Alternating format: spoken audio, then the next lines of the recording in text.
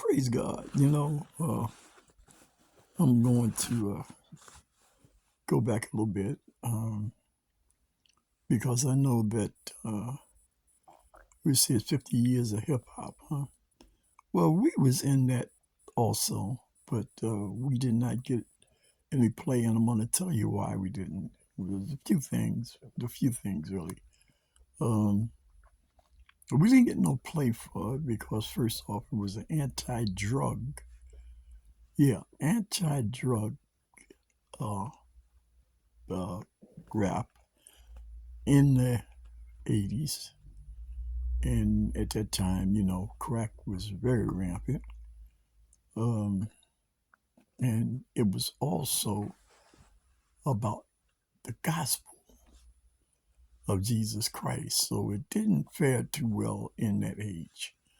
And that might not be the only reason, but also me, I performed that in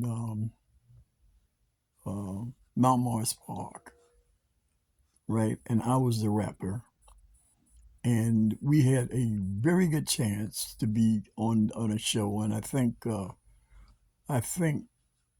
person that gave us that chance to be on the show, and we had a boom box, and we were going to put our we was going to put our boom box in front of on the stage because it was like a um the boom box would have probably worked better. But anyway, I said, well, maybe what we can do, we can get somebody that has a setup and, with a louder thing, and it'll make it better. And oh, wow, that did not do it.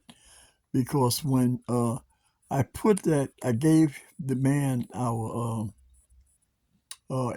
no disrespect, brother, because I guess, listen, both of us was, who knows, really. But anyway, and then maybe it was not meant for us to get involved too deep with this rap situation. Um, but when it did start, it was really kind of cool. But in the '80s, it kind of started changing. So and I was messing around. We had a ball organ. We had a ball organ, and really, if you listen to the lyrics, I think when I put that rap beat from that, when I put that beat from that Baldwin organ, um, the rap just came to me, you know. And my partner, who is now since gone, she went to be home. Rest in peace, hey guy. Um, she left us in 2006. And like I'm saying, when when we put that beat on that ball, when I put that beat on that ball and organ, I had wrote this rap down, and I said, "Wow, how you think? How you think this sounds?" And she said, "Oh, wow, you." She said, we got to record that." And I said, "Okay, let's do it." And we wound up recording it. We recorded it with a young man named Herschel, and I don't know where you are now, Herschel, but thanks a lot.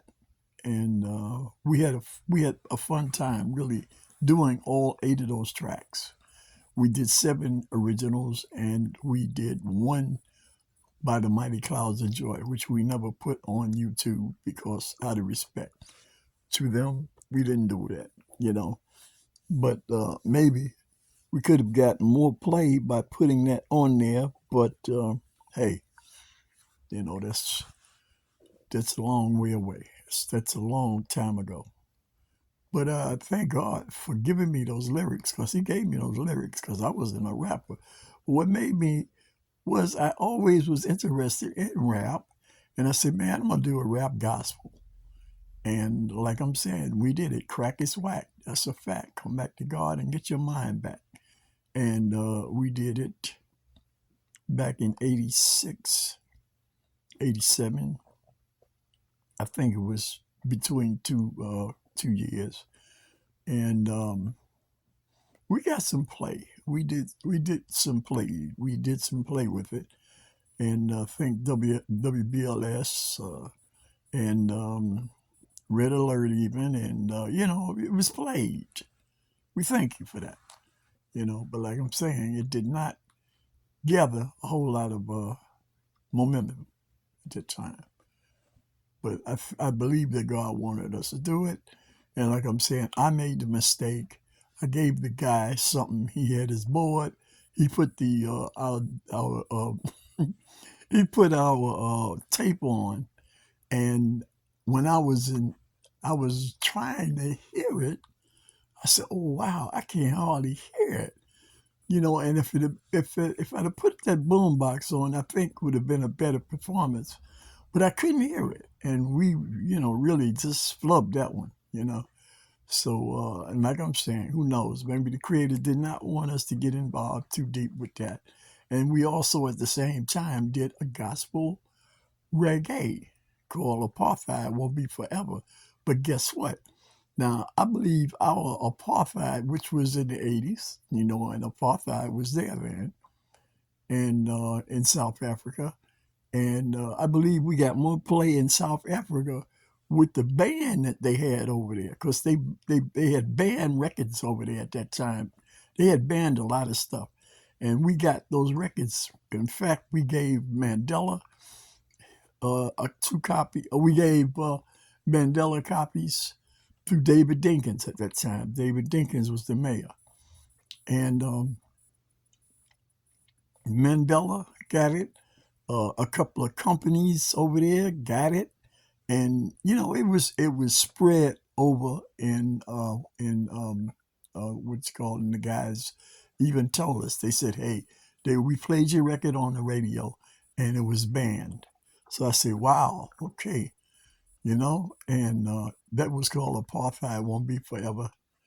And well, it's no apartheid, but it's still too much hidden apartheid. Really, it's hidden. It's just hidden. It's still here, but it's hidden. And now since 2016, it's really came open up a little bit more. It right in front. It's in your face now. You know, since 2016, especially over here. And I don't think God. I tell you, I know the Creator's not pleased with that. And I believe that's why we're getting punched around. In this today's world, we're getting punched around now. I believe he's trying to tell us something about how to live on his earth. This is his earth. It's not man's earth. Man, they made nothing but a chaos. That's what he makes. Chaos. Chaos. He makes chaos. He loves chaos. You know, he's a lover of chaos more than a lover of joy and peace and happiness. Well, like Brother Al Green said, love and happiness. But he's a lover of chaos.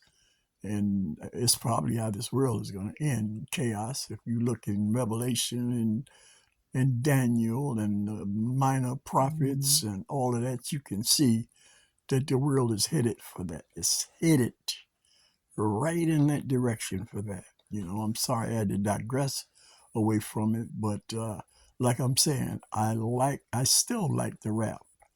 Sometimes I can't understand what they're saying, but I understand that it is a art form that is heavy. It's a talent. People who do that can have a great talent. And I'm glad that we were able to contribute in that era with a song, and it was heard. even if it was only for a few people that heard it. Um, you know, I'm great. I'm glad. Like I'm saying, I'm glad that we had a little bit to do with that era, and I thank you all for uh, supporting us because we had a good time. We had a good time there.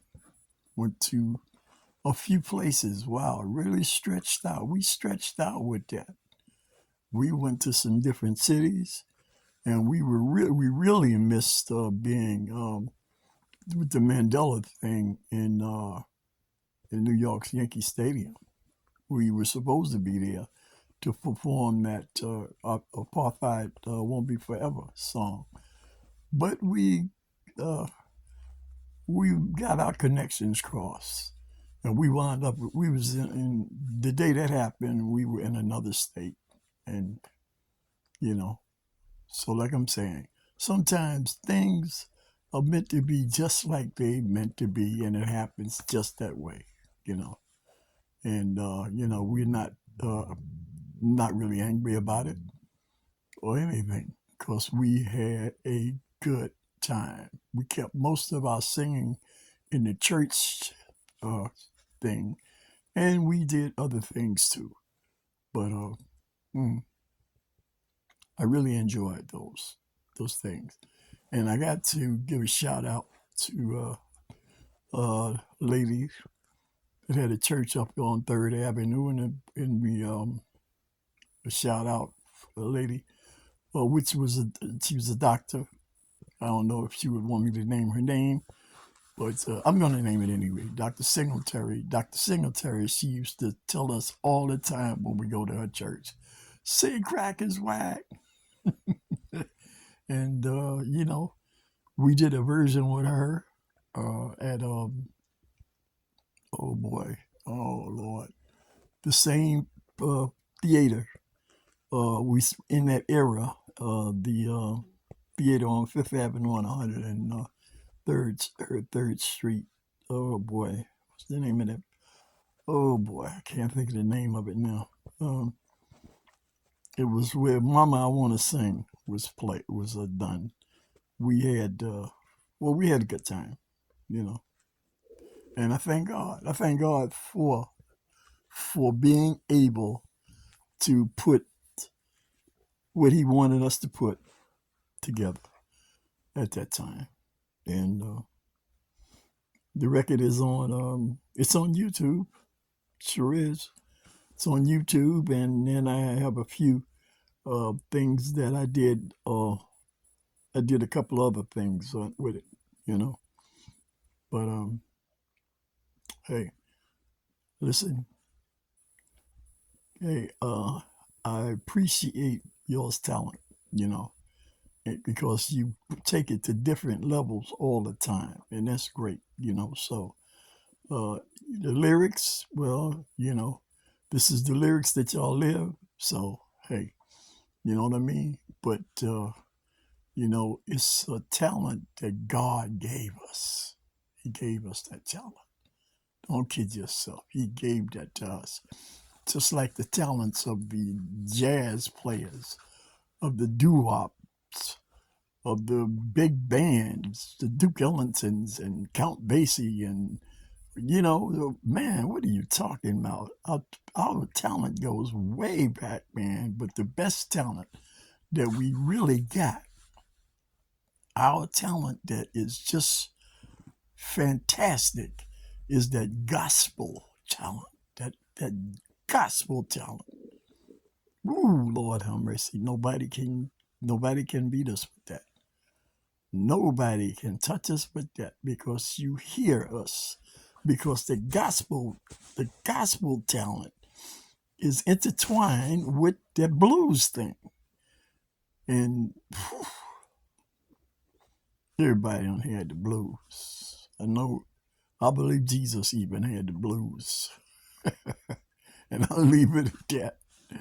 Because everybody done had the blues at one time or another.